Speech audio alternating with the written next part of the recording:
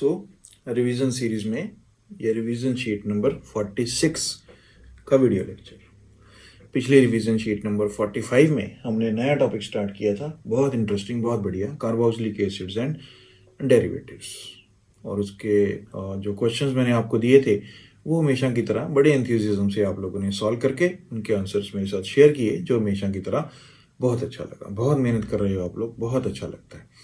और जैसे कि मुझे कुछ स्टूडेंट्स ने शेयर किया कि सर क्योंकि हम काफ़ी ऑर्गेनिक केमिस्ट्री रिवीजन शीट्स के थ्रू रिवाइज कर चुके हैं, तो अब ये जो कार्बोक्सिलिक एसिड डेरिवेटिव से क्वेश्चन है ये तो बहुत ही आसानी से हो रहे थे, क्योंकि इंटरकनेक्शंस बहुत स्ट्रांगली डेवलप हो गए और काफ़ी सारे रिएक्शंस फिर जब बार बार आ जाते हैं और हम उनको लगातार रिवाइज कर रहे हैं तो ऐसे लगता है कि कुछ भी नहीं बोला और बड़ी आसानी से उनके आंसर्स आ रहे हैं। बस ये सुन के तो मुझे बहुत ही अच्छा लगा। आप लोगों की मेहनत की तो जितनी प्रशंसा की जाए उतनी ही कम है। There is always more than participation and जैसे आपको कहा जाता है आप उसको बहुत सिस्टमेटिकली फॉलो करते हो और एक कंप्लीट प्रिपरेशन कर रहे हो, टॉपिक की तैयारी, सब्जेक्ट की तैयारी और अपनी तैयारी, जो बहुत अच्छा लगता है। तो अब ये रिवीजन शीट नंबर 46 भी स्टार्ट कर लेते हैं। कार्बोक्सिलिक एसिड्स के ही क्वेश्चन हैं इसमें और डेरिवेटिव्स के। तो पहले ये दो टेट्राहेड्रल मॉलिक्यूल्स आ गई।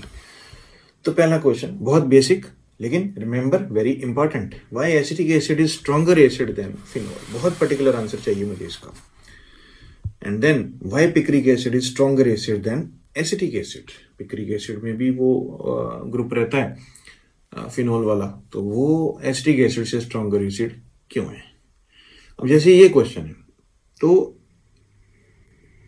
अगर आप इसको क्वेश्चन को क्लासीफाई करने की कोशिश करें तो क्या लगेगा, ये सब्जेक्टिव क्वेश्चन है, इसका रीजन बताना आना चाहिए, लिखना आना चाहिए, रेजोनेटिंग स्ट्रक्चर्स ड्रॉ करने आने चाहिए। एट द सेम टाइम जो इसमें कॉन्सेप्ट्स यूज हो रहे हैं उनमें से बहुत बढ़िया एमसीक्यू क्वेश्चन बन सकता है। अभी अभी मेरे मन में ऑप्शंस आ रही हैं कि कैसे डिफरेंट ऑप्शंस बना के एक बहुत बढ़िया एमसीक्यू क्रिएट किया जा सकता है। मोर देन वन करेक्ट वाला क्वेश्चन बन सकता है और इस कॉन्सेप्ट के बेस पे और क्वेश्चंस विद डिफरेंट एग्जांपल्स वो भी क्रिएट किए जा सकते हैं, नए क्वेश्चंस। तो अगर कंसेप्चुअल क्लैरिटी रहेगी ऑर्गेनिक में तो क्वेश्चंस के आंसर बहुत अच्छे तरीके से आपके आते जाएंगे। तो second question, arrange in the decreasing order of pKa values. अब pKa एक होता है Ka, dissociation constant of the acid. तो जितना Ka की वैल्यू ज्यादा होती है उतना एसिड ज्यादा स्ट्रांग होता है। pKa minus log of Ka, तो इट मीन्स जितनी ज्यादा pKa की वैल्यू होगी उतना एसिड जो है वो वीक होगा और जितना pKa की वैल्यू कम होगी उतना एसिड ज्यादा स्ट्रांग होगा। तो ये एक लंबी लिस्ट है, यहाँ पे गिनो कितने हैं, 14 शायद होंगे। तो इन सबको ये एक ही क्वेश्चन है, अरेंज करना है decreasing order of pKa values. हो जाएगा, थोड़ा समझदारी से सोच समझ के और बहुत केयरफुली ये आपको सॉल्व करना पड़ेगा। और अगर ये आप कंप्लीट हो जाए तो टेक्स्ट बुक में ऐसा कुछ एक ऑर्डर गिवन है मेरे ख्याल से, तो एक बार आप चेक भी करें कि आपका आंसर सही है या नहीं है। ठीक है, चलो क्वेश्चन नंबर 3, ये बेंजीन रिंग है, तो दो एडजेसेंट कार्बन के ऊपर मिथाइल है, KMnO4 अल्कलाइन के साथ हीट करेंगे तो और जो प्रोडक्ट है उसको ऐसा एसिडिफाई, तो एक प्रोडक्ट बनेगा ए को अमोनिया से ट्रीट करेंगे तो एक प्रोडक्ट बनेगा बी को हीट करेंगे तो एक प्रोडक्ट बनेगा सी को स्ट्रांगली हीट करेंगे तो एक प्रोडक्ट बनेगा डी। ABCD आपको आइडेंटिफाई करने। बहुत बढ़िया क्वेश्चन है, चलो, लेकिन है इंटरकनेक्शंस का। Question number 4, what happens when the following are heated in the presence of a little acid. इन चारों क्वेश्चंस में, इस फोर्थ क्वेश्चन के चारों पार्ट्स में कार्बोक्सिलिक एसिड ग्रुप है, साथ में एक अल्कोहल वाला ग्रुप है OH। पोजीशन डिफरेंट है, तो यहाँ पे तो जिस कार्बन पे एसिड ग्रुप है उसी पे OH है, यहाँ उससे नेक्स्ट पे OH है, यहाँ पे दूर है, यहाँ पे और दूर है। तो हमने ये टॉपिक किए हुए कि वो जो alpha hydroxy carboxylic acids, beta hydroxy, इस तरह से, तो उनसे क्या प्रोडक्ट बनते हैं। तो बस थोड़ा सोच के और अगर नहीं याद आए तो फिर नोट्स में से रिवाइज करके इनके आंसर्स मेरे साथ शेयर करें। Question number 5, what type of carboxylic acids undergo decarboxylation on heating. अब कार्बोक्सिलिक एसिड्स में, जैसे आपने पिछली रिवीजन शीट में भी देखा होगा, डीकार्बोक्सिलेशन बहुत इंपॉर्टेंट टॉपिक है और बहुत सारे क्वेश्चंस ऑर्गेनिक में रहते हैं इन एनी फॉर्मेट जिसमें डीकार्बोक्सिलेशन वाला स्टेप हो सकता है। तो एक बार जनरलाइज कर लिया जाए कि what type of carboxylic acids are there which undergo decarboxylation on heating, और वो करने के बाद अब बताना what about this one, adipic acid को हीट करें तो डीकार्बोक्सिलेशन होती है या नहीं होती है। एडिपिक एसिड का क्या फॉर्मूला रहता है मैं तो नहीं बताऊंगा, आपको करना है इसको सॉल्व। चलो क्वेश्चन नंबर 6। क्वेश्चन नंबर 6 फिर से ये एनालिटिकल क्वेश्चन है। ये एक कंपाउंड है, इसमें देख रहे हैं ये तो कार्बोक्सिलिक एसिड ग्रुप है और वो कीटोन है। इसको सोडा लाइम से हीट करने पे ए बन रहा है, ए को HCN से ट्रीट किया तो बी बन रहा है। यहाँ पे मेंशन करना आपको HCN के साथ और क्या डालना पड़ता है। बी को SOCl2 से ट्रीट किया तो सी बनता है, सी को KCN से ट्रीट किया तो डी बनता है, डी को वाटर अल्कली ई बनता है, ई को फिर से सोडा लाइम से हीट किया तो एफ। तो ABCDEF ये सारे आइडेंटिफाई करने। एट द सेम टाइम इस कंपाउंड को अगर ऑक्सीडाइज किया जाए केयरफुली तो दो कंपाउंड्स बनते हैं G और H, और G को अगर हीट करें तो ये H में कन्वर्ट हो जाता है, साथ में I, ये एक मॉलिक्यूल ये निकल जाता है वहां से। तो बहुत है यहाँ पे ABCDEFGHI, ओवरऑल बहुत इंपॉर्टेंट एनालिटिकल क्वेश्चन। तो इसको करने में इंटरकनेक्शंस की बहुत जरूरत पड़ेगी, लेकिन जब आप एक बार सब पूरा सॉल्व कर लेंगे तो I can't wait to see that kind of satisfaction जो आपको होगी ऑर्गेनिक केमिस्ट्री में। Question number 7, arrange carboxylic acid derivatives. Acid chlorides हैं, एनहाइड्राइड्स हैं, एस्टर्स हैं, अमाइड्स हैं। Arrange them in the decreasing order of reactivity towards, reactions भी आपको बताने हैं कौन से टिपिकल रिएक्शंस हैं कार्बोक्सिलिक एसिड डेरिवेटिव्स की, और उनमें उन चारों कार्बोक्सिलिक एसिड डेरिवेटिव्स को डिक्रीजिंग ऑर्डर ऑफ रिएक्टिविटी में अरेंज करना है। And it goes without saying कि आपको रीजन भी पता होना चाहिए कि क्यों वो पर्टिकुलर ऑर्डर है। क्वेश्चन नंबर 8, ये एस्टर है और इसको सोडियम इथोक्साइड के साथ क्या प्रोडक्ट बनेगा।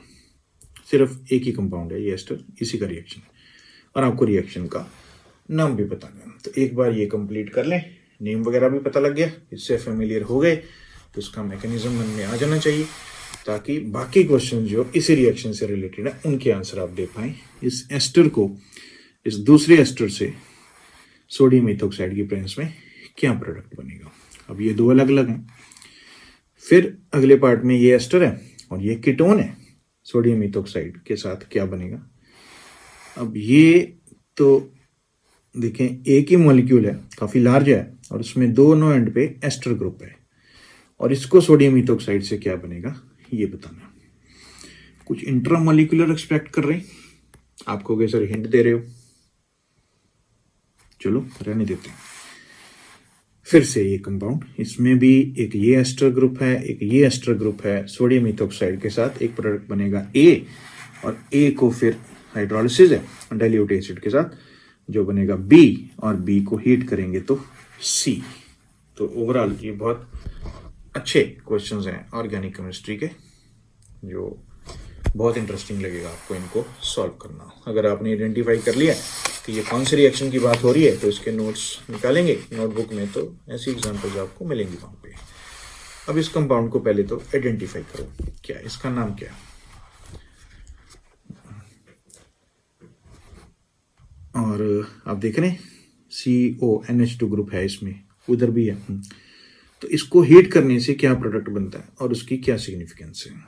पहला पार्ट, NaOH के साथ इसको ट्रीट करें तो क्या बनता है, नाइट्रस एसिड के साथ इसको ट्रीट करें तो क्या बनता है। Then you have to compare.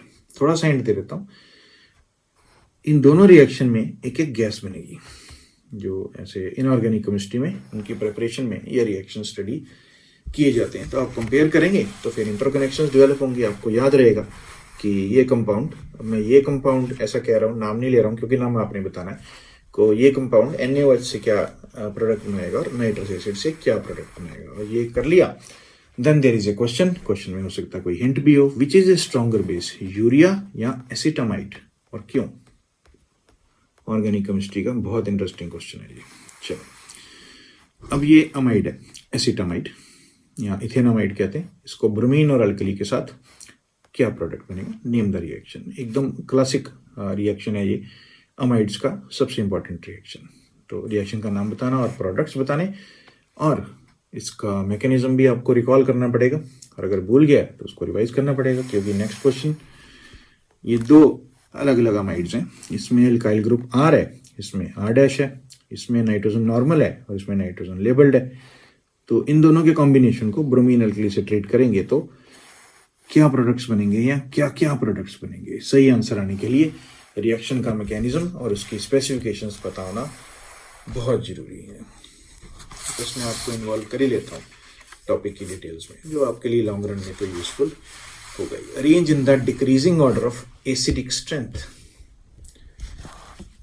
ये सारे बेंजोइक एसिड्स में OH ग्रुप है, पहले में ऑर्थो पोजीशन पे है, दूसरे में मेटा, तीसरे में पैरा, और यहाँ दोनों ऑर्थो पोजीशन पे 2 OH ग्रुप हैं। Decreasing order of acidic strength में इनको अरेंज करना है। शायद प्रीवियस ईयर क्वेश्चन में ये या इससे मिलता जुलता एक क्वेश्चन है, अगर आपने प्रीवियस ईयर क्वेश्चंस किए हैं तो you would have seen this और दिस टाइप ऑफ क्वेश्चन। चलो नेक्स्ट क्वेश्चन देखें। इसमें एक अमाइड है, इसको ब्रोमीन अल्कली से ट्रीट किया तो एक प्रोडक्ट बना A, और A को फिर ये बेंजोइल क्लोराइड से ट्रीट किया तो प्रोडक्ट बना B। ये बताना, ये बहुत इंटरेस्टिंग क्वेश्चन है अमाइड्स का। क्वेश्चन नंबर 12, ये तो एक्सपेक्टेड है कि रिवाइज हम ये करेंगे। Arrange in the decreasing order of acidic strength. अब यहाँ पे कितने पार्ट्स हैं इसके? 1 2 3 4। सबसे पहले पार्ट में एक बेंजोइक एसिड है और 3 नाइट्रोबेंजोइक एसिड है, ऑर्थोनाइट्रो, मेटानाइट्रो और पैरानाइट्रो। ये तो मैंने इस तरह से लिख दिया, आपको तो ड्रॉ करके फिर अरेंज करना है। सेकेंड पार्ट में बेंजोइक एसिड है और 3 हाइड्रोक्सी बेंजोइक एसिड है, एक ortho hydroxy benzoic acid, Meta और फिर पैरा। थर्ड पार्ट में फिर से एक बेंजोइक एसिड है और 3 क्लोरोबेंजोइक एसिड है, ऑर्थो क्लोरोबेंजोइक एसिड और फिर मेटा और फिर पैरा। और चौथे पार्ट में फिर बेंजोइक एसिड है और टोल्यूइक एसिड। टोल्यूइक एसिड क्या हुआ? ऑर्थो, मेटा और पैरा। अब ये भी आपको जानना है पहले, टोल्यूइक एसिड क्या है, और 3 ऑर्थो, मेटा और पैरा, और फिर इनको बेंजोइक एसिड के साथ decreasing order of acidic strength में अरेंज करना है।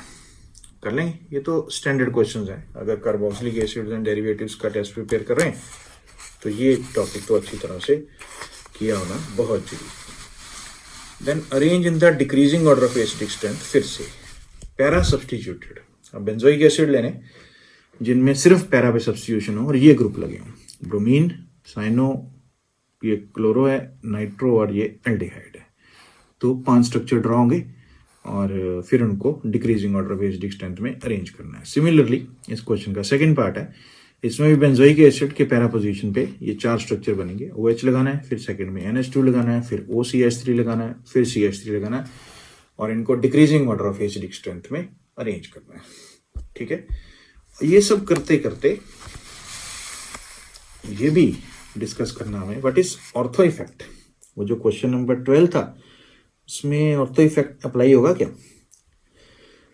और ये बताना है कि does it affect ortho substituted phenols, benzoic acids और एनिलीन्स। इनमें से कहाँ कहाँ ये एप्लीकेबल है और कहाँ कहाँ ये एप्लीकेबल नहीं है, ये बताना, ताकि एकदम कंसेप्चुअल क्लैरिटी हो जाए। Question number 15, how can you distinguish between.